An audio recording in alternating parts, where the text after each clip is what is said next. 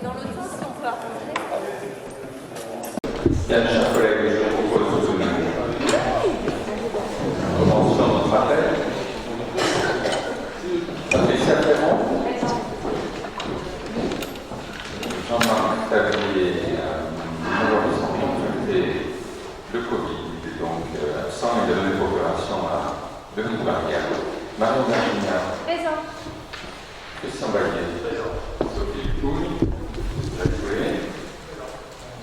Marie-Claire Duprat. Johan Navarre.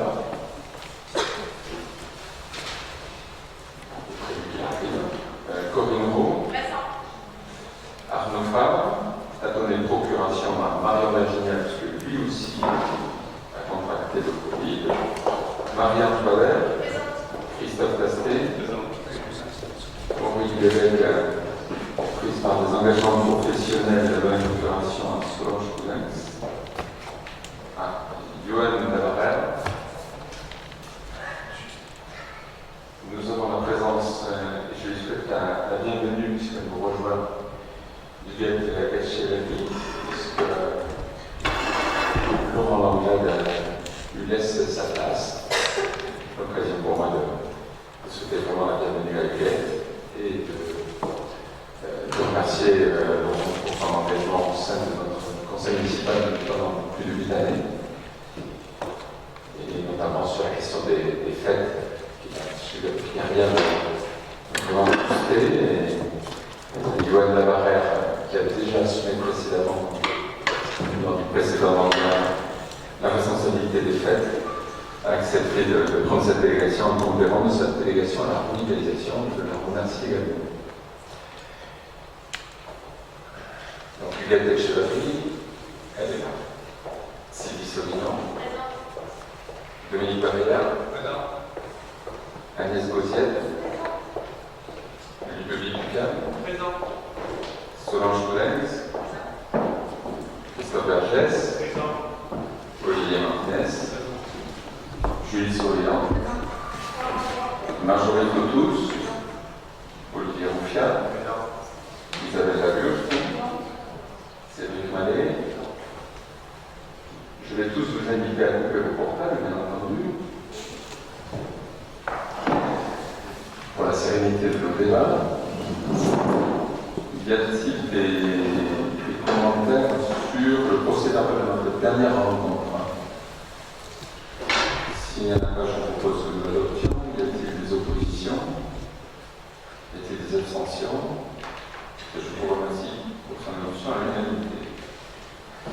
C'est l'occasion pour moi de passer au premier point de l'ordre du jour, tel que nous l'avons à l'écran, de remercier les services de la ville pour l'opération auquel une grande partie d'entre nous étions présents samedi, une naissance rare, qui nous a permis, avec 35 bébés, de planter 35 arbres sur les berges de la Loure en présence des familles, des grands frères et grandes sœurs.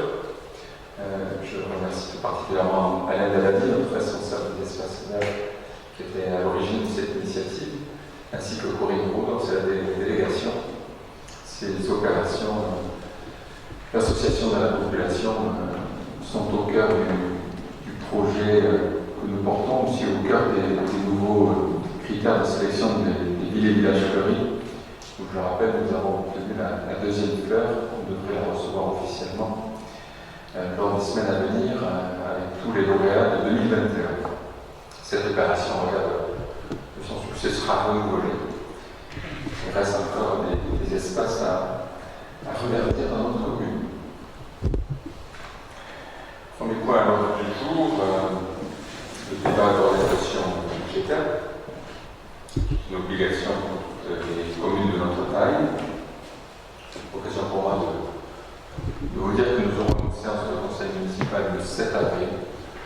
Nous voterons les comptes administratifs 2021, ainsi que le compte de gestion et le budget 2022 pour l'ensemble des budgets de la ville.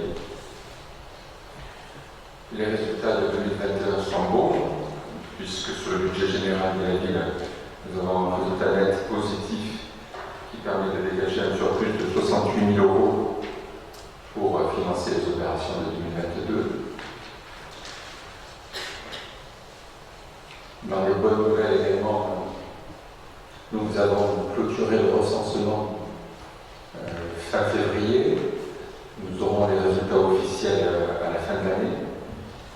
Mais la responsable de l'INSEE qui a suivi cette opération, qui a d'ailleurs tenu à féliciter le travail des agents de la ville et de l'ensemble des personnels qui avaient été recrutés pour cette opération, prouve que la dynamique de l'accueil de la population nouvelle continue. Nous devrions être autour de 5100 habitants, peut-être légèrement au-dessus. C'est l'occasion pour moi de remettre les dernières données de l'INSEE qui ont été publiées en 2002, où nous sommes ces dernières années de nouveau en positif, contrairement à beaucoup de cités qui nous entourent malheureusement, qui est lié non pas au sol naturel.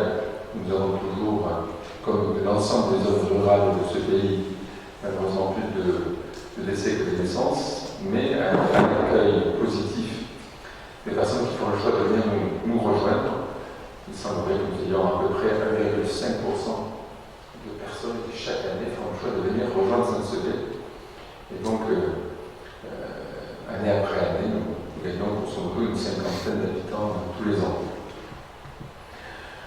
C'est un élément qui va impacter nos éléments budgétaires pour 2022, à la fois parce que l'INSEE statistiquement considérait que sur la base des mutations, nous étions en 2022 légèrement en dessous de 5 000, donc on risque de perdre 150 000 euros de droits de mutation, mais donc nous la retrouverons l'année d'après et les années suivantes.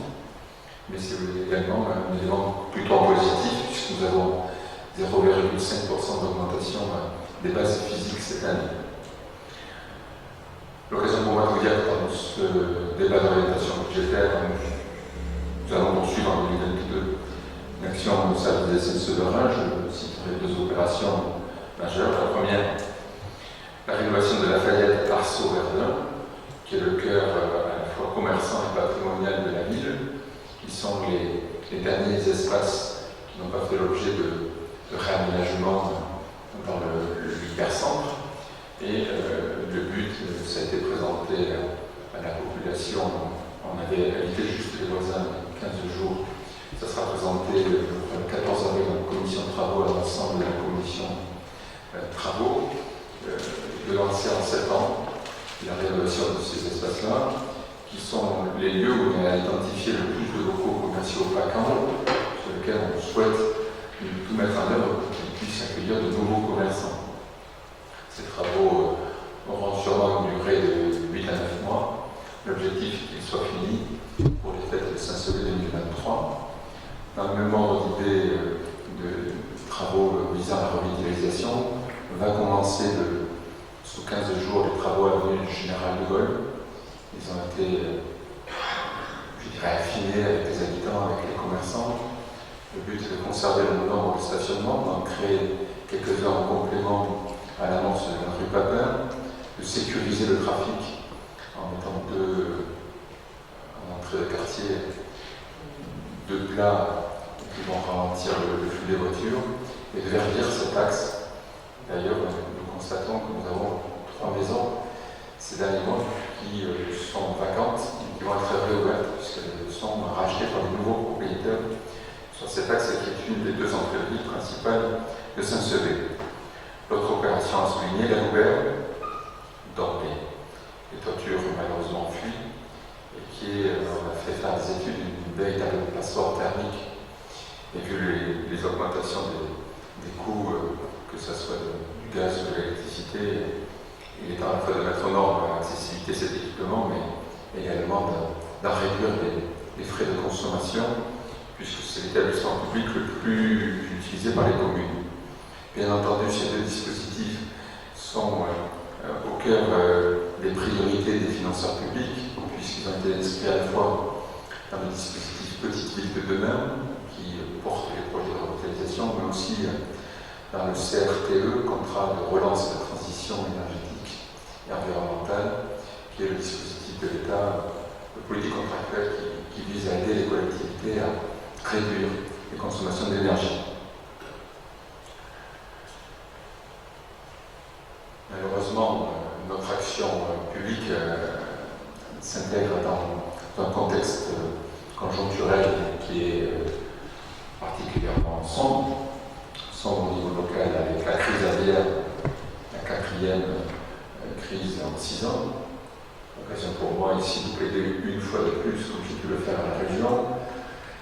que l'État accélère la vaccination, la seule solution pour lutter durablement vis-à-vis de ce virus, une vaccination qui pourrait se faire dans le cadre d'un accord international, puisque plus de 30 pays sont concernés aujourd'hui, et qui, comme ça s'était fait en 2006, n'entraverait pas la capacité à continuer à exporter, et qui permettrait donc de préserver notre mode d'élevage cagnard qui est à la base de la qualité de nos produits.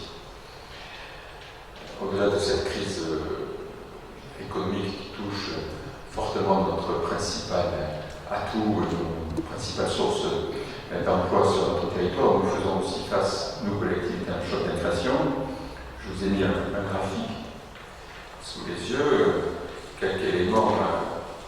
En 2020, l'inflation en France était de 0,6%. En 2022, elle devait être de l'ordre de 2% en début d'année. Et chaque semaine annonce son évolution, puisqu'elle était au mois de février à 3,6, au 13 mars à 4,4, et certaines parlent d'une inflation qui pourrait être entre 5 et 6% cette année. Ça impacte tout particulièrement les comptes de la ville. Je vous ai mis quelques éléments. Le CIDEC nous annonçait en début d'année une augmentation de 40% sur l'électricité, puisque nous achetons l'électricité en gros avec l'ensemble des communes landaises au travers du CIDEC. C'est une augmentation des dépenses pour la population de 80 000 €. Nous avons bien sûr des envolées sur le gasoil, sur le fioul, sur le gaz, sur les frais d'alimentation, sur les produits d'hygiène, sur les fertilisants. Tout ça représente une enveloppe à ce jour d'à peu près 300 000 € d'augmentation des dépenses, sachant que nous aurons aussi à faire face à une augmentation des salaires des agents, puisque le gouvernement a annoncé que cet été nous aurons une évolution du point d'indice, qui est l'indicateur sur lequel sont basés l'ensemble de la rémunération des agents publics. Et donc il est possible qu'au final nous ayons à peu près 400 000 € de dépenses supplémentaires liées à ce choc d'inflation. L'occasion pour moi de dire que nous avions fait un gros effort pour abaisser la moyenne d'augmentation de nos dépenses de fonctionnement, puisqu'on était sur une évolution moyenne en 2011-2013, avant que nous arrivions en responsabilité, à 3,6% d'augmentation tous les ans, et que sur 2014 à 2021, nous avons divisé par 2,4 cette évolution pour avoir une augmentation générale, toutes les dépenses confondues, à 1,5% tous les ans, ce qui était à peu près au niveau de l'inflation. À titre d'exemple, sur 2021, on le verra sur notre compte administratif, les charges à caractère général, c'est-à-dire tout ce qu'on achète au fond pour notre quotidien, était au même niveau qu'en 2013. Le travail d'abaissement des dépenses a déjà été mené. Et on ne peut malheureusement pas avoir là-dessus des marges de manœuvre qui pourraient compenser cet effet d'inflation que nous subissons. Nous attendons pour la simple année 2022 une augmentation des dépenses de fonctionnement qui sera probablement autour de 7%. Il y a un deuxième élément qui est pénalisant pour nous, c'est que, ça c'était sur le fonctionnement, et sur les chantiers, sur les investissements, on fait face, on le voit sur les derniers marchés, à une augmentation des coûts de construction. Vous avez sur les diapositives derrière moi les indicateurs officiels, et vous voyez en jaune l'envolée sur ces derniers mois des coûts de construction, qui est lié lui à un phénomène mondial, à de reprise d'activité, mais aussi suite au Covid, de tensions sur certaines matières premières. À réalité constante, tous les travaux que nous serons amenés à réaliser vont coûter plus cher. Et donc, sur cet effet de ciseaux dans lequel nous serons amenés à malheureusement augmenter la fiscalité sur l'ensemble des ménages, des entreprises qui payent la taxe foncière bâtie. et qui sera une augmentation de l'ordre de 6 points. Nous n'avions quasiment pas touché depuis notre arrivée à la fiscalité, qui était à la même proportion. Au regard de ces éléments extérieurs, et après avoir fait un travail de maîtrise des dépenses, nous serons malheureusement, si on veut continuer à pouvoir offrir les services publics auxquels les citoyens sont attachés, à compenser ces phénomènes d'inflation par un prélèvement fiscal.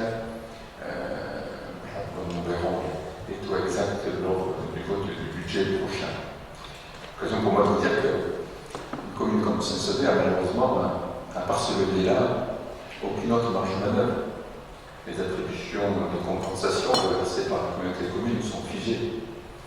Les dotations de l'État, après avoir été réduites de moitié entre 2013 et 2017-18, beaucoup d'années ont énormément baissé, sont stables. Elles ne suivent pas l'inflation. Et que ce soit nos recettes liées au cinéma, enfin, beaucoup de lieux publics, elles sont encore inférieures à l'avant-Covid. Donc, nous prévoyons sur l'année à venir une augmentation des recettes qui serait de l'ordre de 1 à 1,5%, d'où cette obligation d'essayer d'ajuster les recettes à l'évolution de nos dépenses si on ne veut pas aggraver la dette, puisque cette année encore, nous continuerons à baisser cette dette. L'occasion pour moi, vous l'aviez dans le débat d'orientation budgétaire, dans les documents qui vous sont remis, de rappeler que depuis notre arrivée en 2014, nous aurons baissé à la fin 2022 de 507 000 euros, 1 demi-million d'euros, la dette sur le budget général de la ville.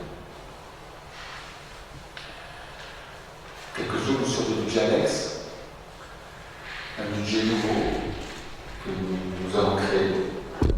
C'est un budget qui va nous permettre de faire de la production d'électricité à base d'énergie renouvelable. On voit bien qu'avec cette dépendance du gaz vis-à-vis de pays extérieurs comme la Russie, comme l'Algérie, notre pays a du mal à être indépendant. Qu'est-ce qu'il nous reste? Une capacité à produire de l'électricité à un prix, je dirais, correct, notamment grâce au nucléaire. Mais si on veut aller plus loin, il nous faut tous, c'est un peu l'effet papillon, c'est chacun à notre niveau, produire plus d'énergie renouvelable. Dans ce sens, l'ensemble des toitures du complexe de Jacobin feront l'objet d'une pose de panneaux photovoltaïques, y compris les toitures haut du Nord, puisqu'il semblerait que les techniques évoluent. C'est l'occasion pour moi de vous dire que l'excédent qui sera généré entre le coût que cela coûte et donc les remboursements d'emprunt et ce qu'on facturera chaque mois à Enedis sera laissé en réserve afin de permettre à la fin des contrats d'avoir une manne, sûrement de 200 ou 300 euros, qui permettra de désendetter la ville. Le but, c'est que ces recettes non seulement permettent à notre niveau de produire plus d'électricité, ce qui est bon pour la nature, bon pour l'environnement, mais également de participer au désendettement progressif, comme on a pu le faire sur le budget eau et assainissement avec la DSP, l'endettement de notre commune. Un deuxième budget annexe sur lequel je pourrais faire un petit zoom, c'est là aussi une nouveauté, bâtiment relais et immeubles de rapport, qui sont au cœur de notre projet de revitalisation. C'est là-dessus qu'on va être amené à acheter et porter les études sur l'immeuble Krabos. Le but étant d'essayer de faire un diagnostic complet des coûts liés au passé industriel de ce lieu, de chiffrer la dépollution, la consolidation, tous les éléments de réaménagement, d'essayer d'aller chercher le fonds friche de l'État, d'essayer de mobiliser un maximum de partenaires, de façon à ce que le surcoût lié à ce passé d'abandon du lieu puisse être mobilisé par les fonds publics pour renforcer l'attractivité du lieu et faciliter le projet futur de transformation locale. C'est là-dessus également que les projets de location, avec possibilité de sous-location sur certains locaux commerciaux, tels qu'on avait pu en parler précédemment, sera porté. Le but étant de permettre de faire quelques travaux et de faciliter la mise en relation entre des commerçants qui veulent s'installer sur Saint-Sever et des propriétaires de beaux commerciaux pour pour qui certains locaux sont fermés depuis fort longtemps.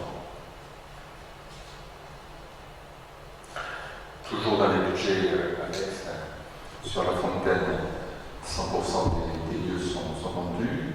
On est en train de finaliser les actes notariés et les aménagements paysagers. Je vous invite à aller au fond du quartier, voir l'îlot central qui a été créé, qui participe à regarder ce quartier. Je pense que nous aurons en 2023 fini cet aménagement et que nous pourrons le clôturer. Sur les beaux quartiers, 9 permis sont déposés. On voit fleurir la première et la deuxième maison d'architecte qui donne un peu le là de ce que sera ce quartier. Et le but est de finaliser les travaux de la phase 1, notamment les aménagements paysagers. L'occasion pour moi de dire que les arbres morts ou arbustes qui ne sont pas en bon état sont pris en garantie à 100% par le prestataire qui les a installés, de façon à ce que tout soit, d'ici l'été, je dirais, le plus beau possible. Sur l'assainissement, les tarifs restent stables malgré un programme de travaux très important, notamment au niveau de l'ancienne station, celle qui est à côté du stade de foot, et de l'avenue de la Gare, où on voit les travaux en cours. C'est une des deux canalisations principales, puisque la moitié de l'assainissement de la ville descend sous l'avenue du Général de Gaulle, l'autre moitié par le Comte de Metz, dans ce ravin qui est à l'arrière du Touron, et qui s'est jeté dans une canalisation qui était considérée comme insuffisante. Et donc là, vous avez une très grosse canalisation qui devrait participer à l'adaptation de nos ratios d'assainissement par rapport aux obligations des nouvelles lois qui visent à ce qu'il y ait de moins en moins de rejets dans la nature par temps d'orage. Vous avez également sous Verdun, Arceau et Lafayette l'ensemble des réseaux d'eau qui seront modifiés, les réseaux d'assainissement et les mises en séparatif qui seront faits sur l'ensemble de l'axe. Sur l'eau, nous avons eu l'expert qui avait été mandaté dans le cadre du litige avec le syndicat des eaux Marseillais-Tursan, qui a rendu son rapport, qui considère qu'en 2018, le prix d'achat de l'eau par la ville aurait dû se faire à 23 centimes, donc à 25 centimes tel que nous le payons. Et donc les 37 centimes que nous demandait le syndicat étaient déconnectés de la réalité des coûts de gamme. Et au regard des évolutions, là aussi des coûts, on propose qu'aujourd'hui le bon prix ne soit pas les 37 centimes que nous demandait le syndicat, mais 27 centimes.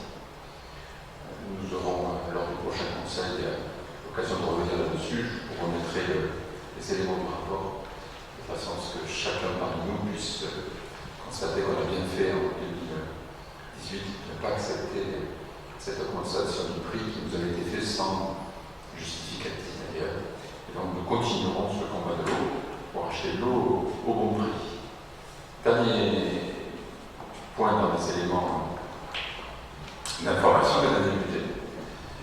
Avec le budget du musée, l'occasion pour moi de vous dire que vous êtes tous conviés vendredi 1er avril à l'inauguration de la fin de la rénovation du musée, puisque l'exposition permanente, après la rénovation liée des salles liées au Beatus, après la rénovation des salles liées à la présentation de l'abbaye du passé médiéval, vient de se terminer. L'ensemble des collections de Paul Dubedat, qui a hérité pendant des années, qui est des fouilles de Morlaix et des fouilles de la Glésia à Augraille, ont pu donner lieu à un nouveau propos muséographique et à une nouvelle exposition de ce passé gallo-romain. Et c'est pour ça qu'en présence de la famille de Paul Dubedat, nous nommerons cette nouvelle haine gallo-romaine Paul Dubedat. C'est vendredi. Et l'occasion pour moi de vous dire qu'Alizé Le Panéraire, après avoir fait pendant 5 années un remarquable travail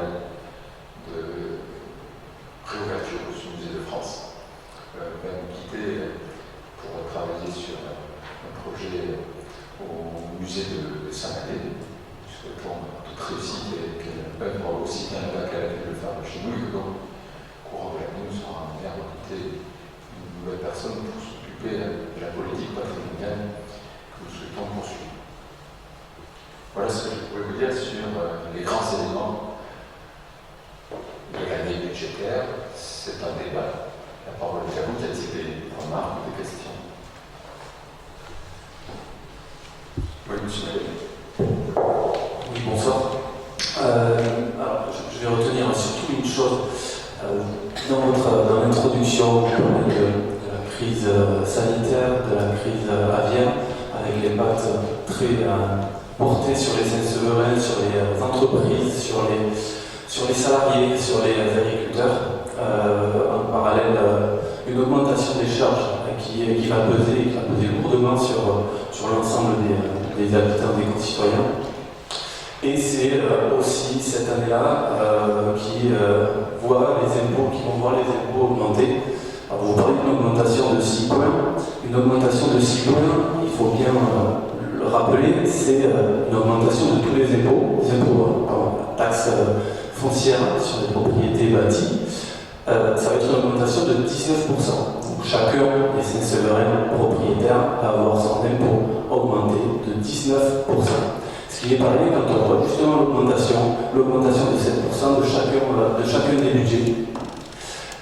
Donc ça c'est un point qui pour nous est inconcevable, parce que ça répond à un besoin, à une augmentation aujourd'hui, mais qui en aucun cas, en tout cas, les résultats du compte administratif on les verra, mais ça répond à aucune rigueur budgétaire, puisqu'il y a eu une augmentation pour la stabilité du taux d'imposition, mais l'impôt prélevé sur les Saint-Séverins, il a augmenté de 20% sur ces dernières années, depuis 2013. Donc ce n'est pas une stabilité de la fiscalité, puisqu'il y a réellement eu une augmentation de l'imposition qui est pratiquée sur les Saint-Séverins. Donc nous, on ne va pas être d'accord forcément avec ce point-là, et on espère que le voir et que ce sera prochainement revu dans le prochain conseil. Très bien. Y a-t-il d'autres remarques, commentaires? Oui, Olivier. Oui. C'est bon. Merci. Oui, donc, pour rebondir sur ce que dit Cédric Mallet, alors la difficulté, on n'a toujours pas les comptes administratifs, donc c'est particulièrement compliqué pour nous d'appréhender toutes les affirmations qu'on a pu voir à l'écran. Donc j'ai bien noté 63 000 € d'excédent sur l'exercice budgétaire 2021, si j'ai bien compris. Bon, il faut quand même remettre les choses en perspective. On est aujourd'hui à Saint-Sevé sur un budget cumulé à plus de 10 millions d'euros. Donc ce qui laisse imaginer qu'aujourd'hui, on est juste sur la ligne de flottaison, on est vraiment très très proche du zéro. Et c'est une tendance forte qui se confirme depuis plusieurs années, puisque les dernières années ont vu le résultat du budget de la ville légèrement excédentaire, uniquement, je dis bien uniquement, parce que vous avez engagé une démarche donc, de vente du patrimoine qui, malheureusement, pour vous, ne va pas vous perdurer, puisque quand on n'a plus rien à vendre, à un moment donné, et nous y voilà, il faut trouver d'autres moyens de renflouer les caisses, puisque la réalité est là. Les 6,2 points que vous avez évoqués dans le débat d'orientation budgétaire, Cédric Mallet l'a bien dit, représentent 19% d'augmentation. Pour donner une idée, alors on se réfère, je le répète, non pas au compte administratif, je n'ai pas le 73-11 du compte administratif 2021, enfin on est sur plus de 400 000 € prélevés chaque année désormais dans les poches des Saint-Séverins. Je ne suis pas sûr qu'aujourd'hui, vu le contexte économique, les difficultés de beaucoup de familles dans ces deux communes, de pouvoir joindre les deux bouts, de pouvoir payer le carburant, les dépenses alimentaires, l'énergie, je trouve que c'est quand même fort de café d'aller prélever 400 000 € supplémentaires dans les poches de nos administrés. D'autant plus que, moi j'ai fait un peu le tour des communes qui, jusqu'à preuve du contraire, subissent les mêmes contraintes que nous connaissons. Morsinx, pas d'augmentation, 5% lié à des transferts de compétences avec la Comcom, donc neutralité fiscale pour les administrés de Morsinx, Label moins de 2%, Saint-Pierre-du-Mont, pas d'augmentation, Rion-des-Landes, nous n'avons pas non plus d'augmentation à ma connaissance, Mont-de-Marsan, là aussi le débat d'orientation budgétaire n'a pas fait apparaître une augmentation donc, de la fiscalité, donc il y a quand même beaucoup communes qui ont subi ce que vous avez évoqué, hein, les différents chocs, vous parlez de l'inflation, vous parlez des coûts des matériaux, et pourtant ces communes, elles, ont été en capacité de ne pas solliciter plus que de raison le porte-monnaie de leurs administrés. Ça veut dire quoi? Ça veut dire qu'aujourd'hui, c'est la vérité des prix. Vous avez cramé la caisse, il n'y a plus d'argent à s'insuler. Le seul moyen pour vous, c'est donc de mobiliser plusieurs centaines de millions d'euros, plusieurs centaines de milliers d'euros au détriment des Saint-Céleri et des Saint-Cédore. Donc, je pense que c'est quelque chose qui est extrêmement maladroit. Je pense qu'on est complètement à côté des objectifs qui doivent être remplis d'une collectivité, c'est-à-dire d'avoir une gestion toute en sagesse, qui soit en capacité à la fois de satisfaire les besoins de services publics sans augmenter outre mesure le coût de ces services publics. Alors vous mettez en avant, je le répète, nous n'avons pas les chiffres, certaines dépenses qui auraient été tenues. Bon, moi, quand je vois l'évolution sur les comptes administratifs des dernières années, ce n'est pas le cas. L'ADEME, nous y reviendrons pour le compte administratif lorsque nous serons présents par ici même je ne sais pas si nous aurons déménagé à la mairie d'ici là, mais on pourra refaire le point là-dessus sur la dette. Bref, tout va bien. Vous nous dites que le désendettement s'améliore, c'est dans le débat d'orientation budgétaire. Vous nous dites que la capacité de désendettement, elle aussi, est au beau fixe, et pourtant, vous prenez 400 000 euros de plus chaque année, 2022, 2023, 2024, 2025 et 2026. Vous allez prendre 2 millions d'euros passés dans les poches des Saint-Séverins jusqu'à la fin de votre mandat. Rien ne le justifie aujourd'hui. Absolument rien, je vous le répète. Plusieurs communes, toutes les communes sont dans ce cas dans le département, et aucune d'entre elles ne propose une telle augmentation de fiscalité. Ça veut donc dire que vos ratios budgétaires que vous mettez et que vous vantez tant depuis tant d'années sont soit érodés, et vous êtes un spécialiste pour travestir la vérité, soit catastrophiques. Je rappelle ici qu'aujourd'hui, nous sommes en liste rouge dans le réseau d'alerte de la direction. Nous sommes dans le réseau d'alerte de la Direction générale des finances publiques parce que nous avons des difficultés au niveau de la gestion budgétaire de cette commune. Le secrétaire général de la préfecture des Landes m'a alerté de la dégradation des comptes de la commune. Aujourd'hui, nous avons la vérité des prix et on sait que vous vous attendiez avec impatience de passer, bien évidemment, l'écueil des élections régionales pour lesquelles vous étiez candidat l'année dernière pour ne pas proposer tout de suite l'augmentation de fiscalité que je pense que vous aviez déjà prévue depuis fort longtemps. Après l'augmentation exponentielle des prix de l'eau et de l'assainissement, je vous rappelle qu'à la radio, j'ai toujours à la bande-son, vous aviez expliqué doctement, contrairement à ce que je disais, que ça ne serait que quelques centimes sur les factures. Les Saint-Séverins ont vu, bien évidemment. Aujourd'hui, c'est la double peine. Après l'eau et l'assainissement et les factures qui ont augmenté de 2 chiffres en pourcentage pour beaucoup d'entre nous, vous remettez 19% d'augmentation sur la fiscalité. Vous dites d'ailleurs sur les budgets eau et assainissement, les tarifs resteront stables. C'est faux. Vous savez très bien qu'il y a des clauses de révision et des clauses d'actualisation dans ces contrats. L'eau et l'assainissement vont également augmenter à Saint-Sevé l'année prochaine. Je le regrette fortement. Vous évoquez également, alors moi je suis moins optimiste que vous, le budget énergie renouvelable que je partage, parce que moi je suis un fervent défenseur des énergies renouvelables, vous le savez. Sauf qu'aujourd'hui, malheureusement, les prix d'achat garantis, notamment dans le cadre des appels à projets de la Commission de régulation de l'énergie, les prix aujourd'hui sont de moins en moins compétitifs et se rapprochent de plus en plus des prix que nous constatons sur le marché européen. Et il est de plus en plus complexe de trouver des solutions d'installation de panneaux sur les bâtiments avec des opérations qui puissent être économiquement viables. Donc là, je vous le dis, un petit message d'alerte, ce sera compliqué de pouvoir développer ce budget. Et je vous le dis là par contre, je le regrette, parce que c'est un budget intéressant. Le budget concernant le patrimoine, là aussi, l'hôtel Krabos, nous avons soutenu l'acquisition.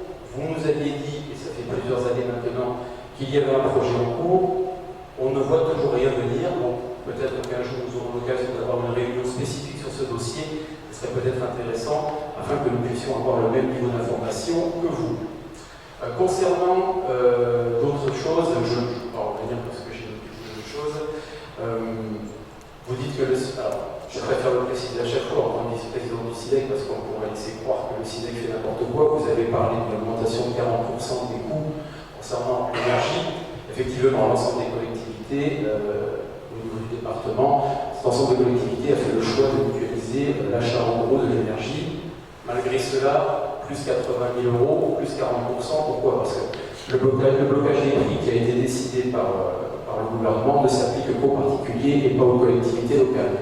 Sachez quand même que même si nous pouvons regretter cette hausse de 80 000 euros avec cet achat groupé porté par le SIDEC, sans cet achat groupé, en moyenne, les collectivités qui n'ont pas mutualisé, et malheureusement c'est la grande majorité dans d'autres départements, ces collectivités ont vu le coût de leur énergie, au sens large du terme, être multiplié par 2 ou 3. Donc certes, on ne peut pas se réjouir de 80 000 euros d'augmentation, mais je vous le répète, ça aurait été 250 ou 300 000 euros de plus si nous n'avions pas fait cette mutualisation au niveau du SIDEC.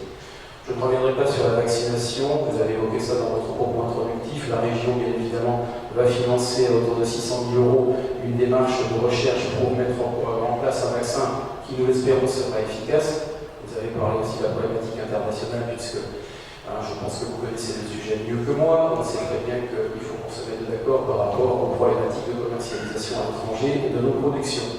Dans tous les cas de figure, le département des Landes prendra toute sa part dans cette démarche de recherche vaccinale et nous allons mettre sur l'ensemble de l'accompagnement de la crise aviaire auprès de nos agriculteurs pas loin de 2 millions d'euros, encore une fois, donc sur le budget, comme nous l'avons fait les fois précédentes. Donc voilà ce que je voulais dire par rapport à tout cela. Vous êtes passé très vite sur l'écoquartier. Moi, je suis très très inquiet puisque même si, encore une fois, vous travestissez la vérité en nous faisant croire que les maisons sont construites, je le répète ici même, sur les 119 lots, il n'y a pas un lot du périmètre de l'écoquartier qui a été vendu. Toutes les maisons que vous voyez construire sont hors périmètre et hors règlement de la zone de l'écoquartier. Et je peux vous assurer qu'avec la hausse de la fiscalité que vous nous proposez, je pense qu'on n'est pas prêt de voir cet écoquartier s'envoler en matière d'accueil de nouvelles populations, parce que je pense que ça risque de refroidir les ardeurs de certaines personnes qui seraient intéressées pour venir s'installer chez nous. Et pour finir, concernant le budget du musée, aussi je salue le travail d'Alizé de Panéraire qui a très bien travaillé. Nous avons toujours voté ce budget d'ailleurs, puisque nous reconnaissons donc la qualité donc, de ses interventions, de son travail. Et, mais je tiens à saluer la qualité de son travail. Et je tiens à saluer la qualité de son travail, je ne vous ai pas coupé. Et donc effectivement, elle rejoint le conseil départemental, j'en suis ravi. Elle va effectivement porter le projet de rapprochement de la maison de la céramique de Saint-Madé avec le musée départemental de Saint-Madé. Et à n'en pas douter, elle saura porter sur cette commune, avec la communauté de communes Chalosse-Crescent, au côté du département, un projet culturel d'envergure et de grande qualité. Vous pouvez malheureusement pas trop voter. C'est vérifiable. C'est un des éléments d'erreur. Parmi d'autres faits dans votre propos, mais je ne vais pas tous les reprendre. Quand au département, vous avez augmenté, depuis que vous êtes élu, la fiscalité de 20,70%, M. Martinez, là c'était normal. C'était parce qu'il y avait des politiques publiques à mener, parce qu'il y avait un contexte budgétaire qui avait changé, et qu'il fallait adapter les recettes aux dépenses. Parce que la commune, vous savez, qui a des taux de fiscalité parmi les plus bas, parmi les 6 plus bas des communes premières du département, fait le choix de se remettre dans la médiane des taux de fiscalité, alors on n'avait pas augmenté la fiscalité depuis qu'on est arrivé, parce qu'on l'a augmenté en 2016, on l'a rebaissé en 2017. Mais là, c'est absolument. Le débat public ne s'honore pas de posture. Moi, je ne fais pas le reproche d'augmenter les impôts parce que le département a besoin d'augmenter les impôts. Constater que quand on a 400 000 euros d'augmentation des coûts, qu'on cherche à les corriger par des nouvelles recettes, sachant qu'on n'a rien qui augmente à côté, ça vous font le bon sens. Vous me dites que les autres ne le font pas, rassurez-vous. Je vous donne rendez-vous l'an prochain. On verra combien de communes ne vont pas faire évoluer leur fiscalité sur cette mandature. Et qu'est-ce que je constate? C'est que l'an dernier, il y a 2 ans, une grande partie des communes l'avaient fait. Actuellement, on a augmenté de 20% en 2020 sa fiscalité. Donc écoutez, moi, j'ai un taux de fiscalité qui va, mais j'ai pas augmenté depuis 2014. Et tôt ou tard, on a besoin de faire appel au levier fiscal parce qu'on a une conjoncture qui est telle qu'elle se passe aujourd'hui. Mais vous me dites, c'est la double peine pour les Saint-Séverin. Monsieur Mallet, la double peine, ça c'est qu'on arrête notre politique publique en faveur des les Saint-Séverins du coup de leur pouvoir d'achat. Aujourd'hui, un enfant qui est scolarisé à l'école publique, qui mange tous les jours à la cantine, c'est 500 € de financement public. Pourquoi? Pour lui permettre de payer que 2,33 €, alors que ça coûte 3,5 € de plus. Ça, c'est une politique publique à laquelle nous tenons. Lorsqu'on fait la garderie gratuite, avec un abonnement à l'année minime, alors que la quasi-totalité des communes le font payant, c'est une politique publique de solidarité auprès des familles. Lorsqu'on donne 300 € à chaque enfant de Saint-Sevé qui passe 30 heures au cinéma pour qu'il puisse avoir une partie de son permis de conduire payé par la collectivité, c'est une politique publique au service du pouvoir d'achat. La pire des choses qui pourraient être menées, c'est quand même n'adaptant pas nos recettes aux coûts auxquels on doit faire face, qu'on vienne à renier sur nos politiques publiques de soutien au pouvoir d'achat, qu'on revienne sur des politiques sociales que l'on mène pour essayer de permettre à tous d'avoir l'accès au sport et à la culture grâce au soutien qu'on fait aux associations. On va mettre 255 000 € sur la table cette année. C'est le plus gros budget qu'on ait jamais fait. Alors l'an dernier, vous me critiquiez, on ne dépensait pas assez, et maintenant je dépenserai trop. J'ai vraiment l'impression qu'une année sur l'autre, il y a une constance. Tout ce qu'on fait, ça ne va jamais. Pour autant, je voudrais finir sur une note positive. La situation financière de la commune est solide. Monsieur Sutter était là l'an dernier, Monsieur Martinez, mais on n'est pas à l'abri de toutes les tentatives de déstabilisation.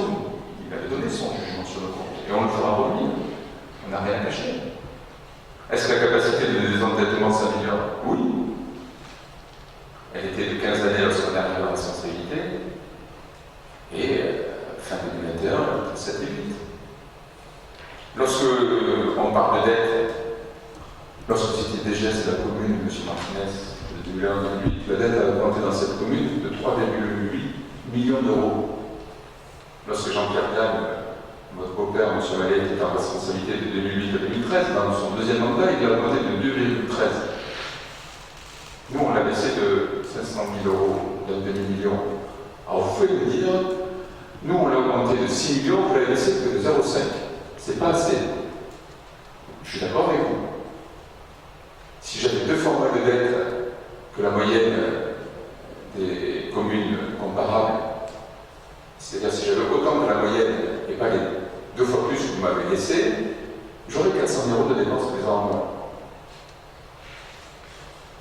Malheureusement, cette dette, et vous nous aviez promis en 2014 que ça s'enlevait à un clin d'œil. En 3 ans, c'est annulé, M. Martinez. Et cette dette, elle entrave la capacité financière de la Ligue pour des années et des années. Voilà. Donc oui, la dette baisse. Oui, la dette des budgets eau et assainissement baisse. Oui, l'écoquartier s'aménage. La maison à étage contemporaine en mur béton avec toiture végétalisée, elle est sur le périmètre de l'écoquartier, M. Martinez. Ou alors, vraiment, vous avez des problèmes de combat. Le plan, là, M. Tozin, soyez sérieux. Eh bien, écoutez, Sérieux. je vous confirme que c'est la première phase que nous aménageons, qu'il y a une première maison d'architecte. Sérieusement, d'ailleurs, tout le monde a allé regarder quoi pour ressembler de même qu'au quartier, il va y avoir un deuxième qui se construit. Voilà, et quand on dit qu'il y a 5100 habitants, qu'on a gagné 350 habitants ces dernières années, c'est grosso modo que les gens doivent trouver qu'ils ont envie bien à Saint-Sevé. Cette ville est attractive. Et au final, l'augmentation de l'impôt, ben, moi, elle ne me fait pas plaisir, je serai le premier à la payer. C'est une augmentation mais autour de la table, je pense, puisque c'est les propriétaires qui la paient. On va tous payer 12 € de plus par mois en moyenne. J'aurais préféré faire 100. Mais quand vous avez 400 000 € d'augmentation des dépenses, toutes choses égales par ailleurs, vous avez 2 solutions. Soit vous baissez les services publics, c'est-à-dire vous augmentez les tarifs à la cantine. Vous augmentez le prix d'entrée à la piscine. Vous arrêtez la mise à disposition gracieuse des salles aux associations. Bref, vous arrêtez les services publics. Si vous voulez continuer de développer, vous verrez que dans la prochaine délibération, on va proposer une tarification sociale des cantines pour que la première fois Saint-Sevé soit à moins de 1 € ou 1 € pour 75% des familles. Et il faut continuer à avoir des recettes. Moi, j'ai connu une époque où chaque année, les dotations augmentaient. Sous Nicolas Sarkozy, il les a stabilisées, vous disiez piquement. Sous François Hollande, il les a réduits de moitié, vous n'avez rien dit. Il manque 500 000 € tous les ans dans les comptes. Depuis qu'on a la joie d'avoir M. Macron, il les a stabilisées à ce niveau-là, elles n'augmentent plus. Et chaque année, on fait avec ces 500 000 € en moins de dotation de l'État. Et donc, quand vous avez une dotation qui, comme on la connaît là, malheureusement, on a peu d'autres choix. Je voudrais finir, je vous ai vu les pieds des agriculteurs, on a fait le choix d'augmenter la taxe sur le foncier non bâti, parce que c'est eux qui l'appellent principalement, on regarde la crise qui traverse. Je vous propose que nous passions. Oui, M. Martinez. Si vous avez des éléments à nous dire sur l'augmentation de la fiscalité au département, je vous demande. Une fiscalité qui a augmenté de 2 points, effectivement, mais moi. 20,7% des dépenses, c'est faux. Et on n'a pas voté 20,7%. Et sachez Vous que. avez voté 14,6, vous avez fini à 16,97. Est-ce que je peux vous terminer, s'il vous plaît? Je ne vous ai pas. Les chiffres sont faux. Écoutez, je peux parler. C'était une question. Je peux parler. Pour demander une réponse simple, les chiffres sont juste faux. Est-ce que je peux parler? Cette fiscalité, vous en avez bénéficié à plein, puisque lorsque nous avons perdu le levier fiscal, l'intégralité du foncier bâti du département a été rebasculée à la commune de Saint-Sevé. Moi, si vraiment vous aviez un souci avec cette fiscalité, j'aurais pu m'attendre, à juste titre, que lorsque vous avez récupéré cette fiscalité que vous considérez trop importante à l'époque, peut-être, vous auriez baissé d'autant cette augmentation que vous estimez illégitime et anormale. Vous ne l'avez pas fait, vous avez fait votre cette fiscalité, et c'est donc la fiscalité du département plus celle que vous aviez jusqu'alors, puisque c'était l'addition des 2 taux qui donne les 32,61 qu'aujourd'hui nous avons sur nos feuilles d'impôt. Vous n'avez pas rebaissé la fiscalité, non. Vous êtes accommodé du taux de fiscalité du département qui, malgré tout, malgré cette hausse, et je rappelle que nous avons des allocations individuelles de solidarité, des dépenses obligatoires que nous devons payer, nous n'avons aucun droit de regard dessus, contrairement à vous sur votre budget où vous êtes libre de dépenser ou non, vous gardez cette liberté que nous n'avions plus. Vous n'avez pas baissé la fiscalité, vous avez fait votre cette augmentation de fiscalité du département, que vous avez intégré de par la loi dans votre pot communal. L'addition des deux, c'est les 32,61 que nous avons sur nos feuilles d'impôt. Nous passons à 38,81. Nous avons donc une augmentation de 19% et ça correspond à 19% de votre choix. Deuxième chose, vous parlez de la dette. Alors, il va falloir arrêter. J'ai jamais été élu maire de cette commune, j'étais directeur général des services. Je vais finir par croire que vous étiez jeune. Bon, sachez que, je vous rappelle, un DGS, nous avons votre DGS qui est ici. J'espère que vous ne serez jamais mis en cause comme ça, parce que c'est inquiétant quand même. Vous êtes le maire de la commune, monsieur Tozan, ou c'est votre directrice générale? C'est des services qui décident. Dites-moi, parce que quand ça ne peut pas être à géométrie variable. Si vous considérez que c'était moi qui dirigeais cette commune il y a 15 ans maintenant, ça veut dire que ça fonctionne toujours comme ça aujourd'hui. Je peux me poser des questions. Bon, bien sûr, je préfère la loyauté de Lisiane à la vôtre vis-à-vis de Jean-Pierre Dain. Votre capacité à défendre son projet politique et ses augmentations d'impôts, mais oui. Mais, M. Tozan, aujourd'hui, si vous avez Vous êtes vraiment solidaire avec lui, n'est-ce pas? Aujourd'hui, si vous avez l'augmentation de la population, c'est que nous avons créé les conditions avec les investissements que nous avons réalisés d'accueillir une augmentation conséquente, vous l'avez dit, de population. Parce que ce travail, c'est un travail de longue haleine. Il n'y avait pas de crèche. Il n'y avait pas de service public de qualité, il n'y avait pas de centre de loisirs, on a multiplié les interventions financières. Je vais terminer, s'il vous plaît. Parce que vous avez le don, lorsque vous êtes mis en difficulté, là c'est un peu comme est-ce que je peux continuer? La crèche était sous l'ouvrage communal. Elle a fait l'objet dans la suite d'un transfert au titre de la prise de compétence par la communauté de communes. Il serait bon que vous puissiez réviser vos dossiers avant d'intervenir comme ça de manière impromptue concernant mon propos. La dette. Vous parlez de la dette. Vous n'aviez pas de mots assez sévères pour nous expliquer il y a quelques années que cette dette, c'était la catastrophe. En gros, on n'allait jamais s'en sortir avec un tel montant de dette. Aujourd'hui, parce que ça fait quand même le deuxième mandat que vous exercez, je vous rappelle que plus de 90% de la dette que nous avons pour le stock de dette, c'est votre dette, c'est votre signature sur les contrats auprès des banques, c'est votre signature. On a le tableau non historique, on l'aura dans le compte administratif en quelques semaines, on pourra vous le reconfirmer. Donc, Il faut arrêter de mettre en cause les gens de manière comme ça inconsidérée. Moi, je m'en fiche, j'ai les épaules larges, j'ai l'habitude avec vous. Vous savez, moi, j'ai pas pour habitude d'attaquer les personnes. Vous savez, les grands esprits attaquent les idées. Les petits esprits, eux, attaquent les gens. Et nous savons où vous situez. Parce que remettre encore une fois en cause l'intégrité morale, parce que c'est le terme, de Cédric Mallet en lui parlant de son beau-père, je peux vous assurer que vous êtes en dessous de tout. Vous êtes en dessous de tout. Vous nous faites du Darmanin. C'est triste, parce que moi je m'attendais quand même à ce que vous ne soyez pas au diapason de ce gouvernement, mais vous l'êtes. Vous savez, on a plein de choses à dire sur vous aussi, mais dans le cadre de vos fonctions. Vous savez, moi quand on m'apprend que le 21 mars dernier, il y a une session à la région très importante, 31 délibérations qui sont à l'ordre du jour. Vous signez le matin, une délibération est votée, et à la deuxième délibération l'après-midi, vous signez la feuille de présence pour ne pas perdre vos indemnités de fonction, et après vous vous caratatez pour rentrer chez vous. Écoutez, soyez irréprochables, et après, on pourra parler. D'accord? Qu'est-ce que vous voulez là-dessus? Écoutez, vous êtes un florilège de haine, je croyais que vous alliez changer. Décidément, vous ne changez pas. Écoutez, à la région, je suis intervenu sur Caillor. Je suis bien sensibilisé sur cette situation. Il y a une réunion ici d'ailleurs de tous les éleveurs, c'était dans cette salle. À la région, je suis intervenu sur la grippe aviaire, qui est un sujet extrêmement compliqué, où d'ailleurs, je crois qu'il y a un partage de vue entre les différents groupes sur cette question de vaccination quand on essaie de porter les élus de l'État. Pour le moment, ils n'acceptent pas. Je suis intervenu à la région sur les questions de la FGP. Rassurez-vous, à la région, je défends les dossiers des Saint-Séverin. On a malheureusement à faire face à une crise économique dramatique, notamment sur les questions agroalimentaires, avec notamment des prestataires qui sont autour, qui aujourd'hui sont en cessation de paiement sur notre territoire. Les horaires sur les signatures, ainsi de suite, ça nique l'idée de M. Martinez. Mais pour finir, vous avez augmenté les impôts de Saint-Sevé de 33% du petit bout, parce que vous étiez auprès de Jean Cardin pour être élu sur le troisième mandat. Vous étiez en troisième position socialiste. Donc au moins soutenez la philosophie politique que vous aviez soutenue pendant toute la campagne. Vous étiez pour continuer sur cette filiation-là. Voilà. Bon, écoutez, Vous remettez l'histoire, on n'arrivera jamais à tomber d'accord, puisque votre approche c'est contre tout. Je vous me confirmez que vous étiez à Jean Pigeon, la CGT du Conseil régional, c'est intéressant. J'étais présent au Conseil régional. Ne vous inquiétez Et je vous enverrai des vidéos de mon intervention sur la précarité. Bien sûr. Vous pouvez vous en inspirer, ça vous fera du bien.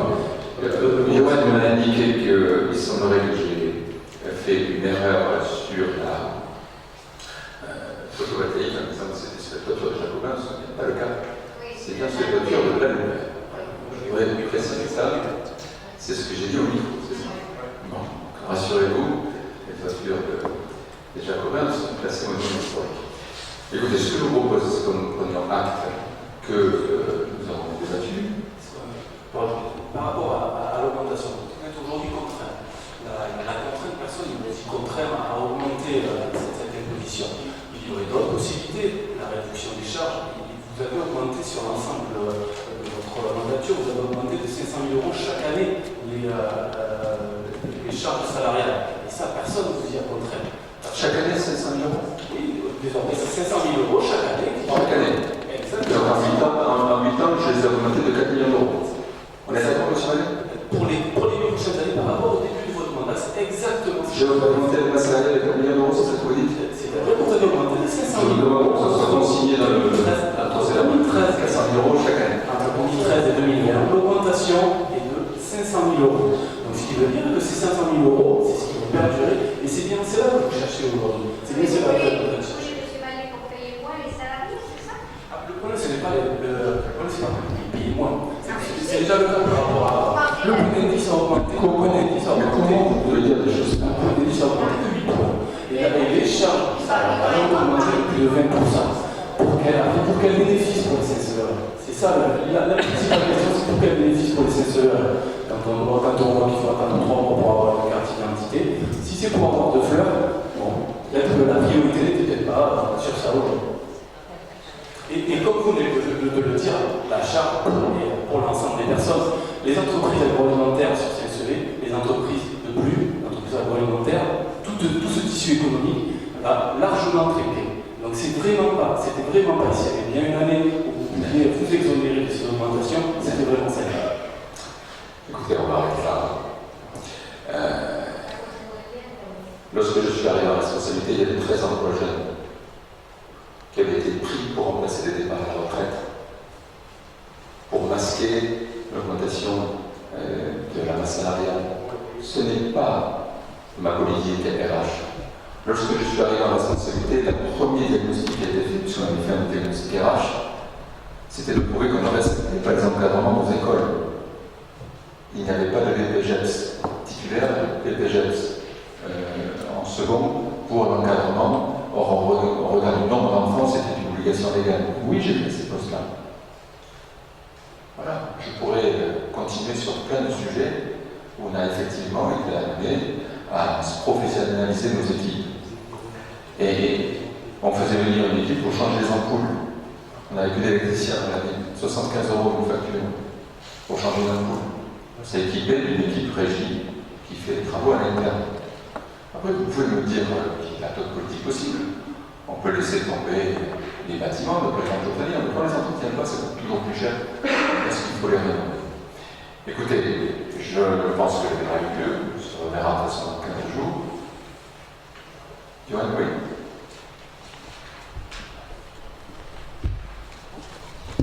J'ai juste une petite question à poser à Olivier Martinez. Plus fort, on ne t'entend pas. Allô? Attends, ça va bien.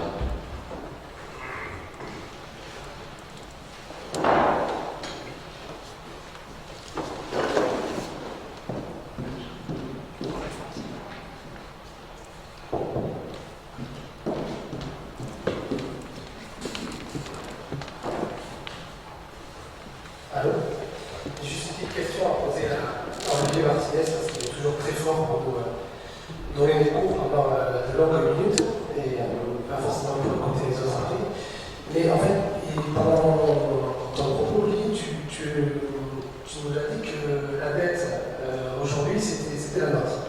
Alors j'ai simplement à te poser une question, c'est-à-dire que depuis quelques années, en fait, depuis qu'on est élu, depuis plusieurs années, toute la dette qu'on rembourse, et que donc les sanctionnaires remboursent depuis de nombreuses années, c'est donc celle de Jean-Pierre Lame et la tienne, Olivier.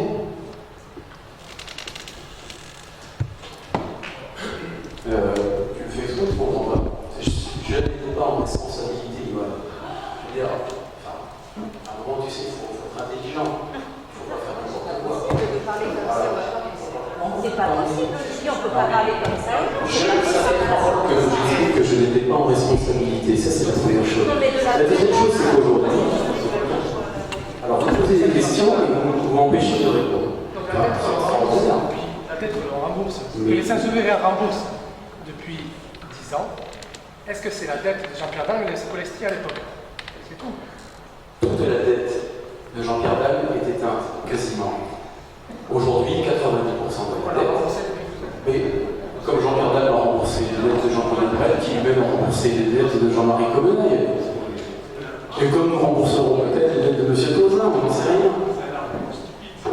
Bon, en tout cas, la dette avait 500 000 €. Tiens, vous voulez dire quelque chose? La dette, on verra au compte administratif, s'il vous plaît. On ne pas les chiffres.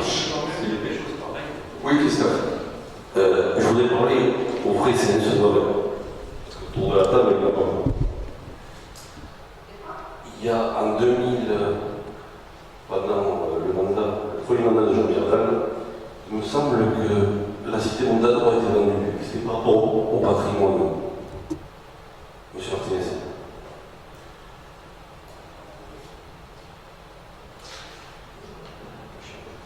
Moi, je suis un peu embêté avec les propos racistes, donc un vrai Saint-Séverin, ça veut dire quoi? Non. Qu'est-ce que ça veut dire? Ceux qui n'étaient pas là ne le savent pas. Qu'est-ce que c'est un vrai Saint-Séverin? C'est quelqu'un qui est né à Saint-Séverin. Ah, et donc nous sommes des faux Saint-Séverin. C'est pas ça. Nous sommes des faux Les Saint-Séverin. gens qui n'étaient pas là à ce moment-là, ne le savent pas. Non, mais Les gens qui n'étaient pas là à ce moment-là ne le savent pas. Est-ce que la cité Mondador a été vendue? tu parles de vrai Est-ce que Saint-Séverin. Est-ce que tu peux expliquer ce que Est-ce c'est un vrai Saint-Séverin? que la cité Mondador a été vendue? Qu'est-ce qu'un vrai Est-ce que la cité Saint-Séverin? Mondador a été vendue, monsieur Martinez? Non, mais j'aimerais savoir, qu'est-ce qu'un vrai Saint-Séverin? Est-ce que la... S'il vous plaît. Est-ce que la... S'il vous plaît. Jean-Claude Brett a été vendu. Est-ce qu'un vrai Saint-Séverin est différent d'un faux Saint-Séverin, Christophe? J'aimerais savoir. Parce que ça, c'est des comportements d'exclusion. Je ne comprends pas ton propos. Ça veut dire quoi? Qu'est-ce que ça veut dire? Écoutez, ce que vous voulez dire, C'est très grave. C'est très grave. ce que vous voulez dire, Christophe, ce que vous voulez dire, Christophe, c'est que ce qui était malheureusement là il y a longtemps, on se souvient que la cité Montadour a été bradée. C'est comme ça. Malheureusement. Tiens, vous vouliez dire quelque chose?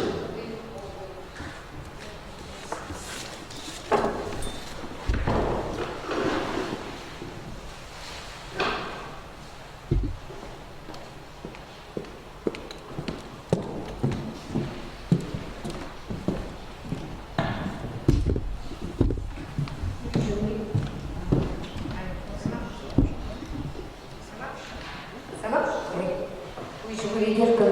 Martinez, en tant que conseiller départemental, trouve normal que le conseil départemental augmente les impôts, normal que le CIEP augmente ses tarifs, mais lui, comme M. Manet, comme les propriétaires que nous sommes qui auront à payer la taxe foncière, moi je me réjouis de participer personnellement à ce que les gens soient mieux traités.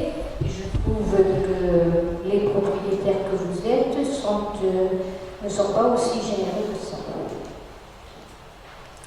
Bien, je vous propose qu'on finisse sur cette note positive. Je vous remercie, Claire. C'est un appel à la responsabilité. Au fond, la solidarité repose aussi sur des pouvoirs. En tous les cas, on ne financera jamais des dépenses par les impôts de demain, c'est pas l'augmentation de la dette, comme ça a été fait pendant plusieurs mois. Est-ce qu'on peut prendre acte que ce débat ait lieu? Y a-t-il des oppositions? Des abstentions? Je vous remercie. Oui, parce que, alors c'est vrai qu'il est coutume de prendre acte d'un débat d'orientation budgétaire. En vérité, on est surtout sur un débat de désorientation budgétaire, puisque, voilà, on s'en rend compte, on nous a raconté une belle histoire dans le document, et au bout du compte, on prend 19% d'augmentation de fiscalité, parce que les comptes de la commune sont tellement dégradés qu'il n'y a pas d'autre solution. Nous, on ne va pas prendre acte, on considère que ce n'est pas un débat d'orientation budgétaire. Un débat d'orientation budgétaire a des perspectives pour la commune. Là, il n'y en a pas. La perspective qui consiste à dire 19% d'augmentation, 400 000 euros de prélèvement, vu la situation économique actuelle, c'est proprement scandaleux. Nous, groupe d'opposition, ne prenons pas acte de la tenue de ce débat. Il faut que ça soit explicitement marqué dans le procès verbal. Je pense que le commun des mortels pourra constater qu'il y a eu de débat. C'est aussi vrai que l'ensemble des éléments que vous avez pu nous démontrer pendant votre argumentaire. Mais bon, si vous considérez que vous prenez acte qu'il y a eu débat, je laisserai chacun juger. Sur le deuxième point, l'heure du jour.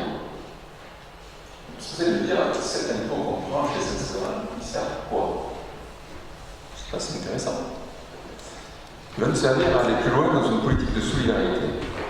Un dispositif de l'État a été mis en œuvre qui nous permettrait, puisqu'on fait partie des communes qui sont éligibles, à être une des premières communes du département pour mettre en place la cantine à 1 €, voire la cantine à 90 centimes, pour ceux qui ont le quotient familial, c'est-à-dire un niveau de revenu par nombre d'enfants qui est le plus faible, et de continuer à conserver pour à peu près 25% des administrés le tarif à 2,33 €, sachant que le coût de revient est aujourd'hui entre 5 et 6 €. Voilà ce que je vous propose. C'est un gain pour tout enfant qui va bénéficier de la cantine à 1 € de 191 € par an, qui sera plus de 100 € pour ceux qui sont à 90 centimes. Et l'occasion pour moi de rappeler que ces repas sont servis par du personnel communal qualifié et réalisés par des cuisiniers de métier qui utilisent des matières premières régionales conformes à la loi Egalim crue, que tout ça est fait dans une cuisine équipée de tout le matériel de cuisine par des professionnels, et que nous faisons là aussi le choix d'avoir des agents rémunérés à leur juste qualification, pour revenir sur les propos que j'ai tenus tout à l'heure, où nous expliquait que nos agents étaient trop payés, il fallait réduire ou le nombre d'agents ou la rémunération que l'on donne. Et donc on va continuer à faire une cuisine de proximité pour que nos enfants mangent bien dans nos cantines et ils paieront un prix beaucoup plus faible à partir du mois de septembre. Il nous faut pour cela conventionner avec l'État. Vous avez le modèle de convention qui est juin et cette convention vaut pour 3 ans puisque c'est l'État qui participera à nos côtés au financement de cette politique de solidarité. Y a-t-il par rapport à ça des questions ou des interventions? Oui, je trouve ça un peu fort de dire que l'augmentation de l'imposition va permettre d'aider alors que c'est une aide qui est une aide nationale. Donc vraiment faire ce raccourci-là était vraiment assez mauvais. Oui, cette mesure-là, cette chose est très intéressante, c'était quelque chose que l'on demandait et en faire un peu de social, c'est très bien de mettre ce niveau-là pour les CCE1, puisque comme vous l'avez rappelé, c'est les 3/4 des CCE1 des enfants de l'école primaire qui vont pouvoir en bénéficier, ce qui veut dire que ces 3/4-là, c'est des familles qui ne sont pas forcément très aisées et qui vont aussi subir cette augmentation des coûts. Augmentation de quoi? S'ils ne sont pas propriétaires, ils n'ont pas d'augmentation d'impôt. Vous allez en avoir une et vous devriez être content puisque vous êtes généreux. Bien. Moi, ce que je veux vous dire, M. Mallet, pour répondre à votre question, c'est que le fait que la cantine soit 2,33 € aujourd'hui pour l'ensemble des enfants, ça représente un effort public de 250 000 € par an. Donc si on adapte nos recettes à nos dépenses, à un moment, on va revenir sur toutes ces dépenses-là. Les enfants ne payent pas le coût de revient, les familles ne payent pas le coût de revient. On peut aller plus loin dans l'ensemble de l'État. Elle est aussi montée par les services de la ville, qui sont des services administratifs de qualité que nous avons aussi renforcés pour justement améliorer nos taux de subvention et le dispositif dont on est éligible. Sur la mandature précédente, en 2008 à 2013, on avait 11% des investissements qui étaient financés par des subventions. Aujourd'hui, on en est entre 30 et 40%. C'est aussi toute une série de dossiers. Pour monter ces dossiers-là, il faut des services de qualité.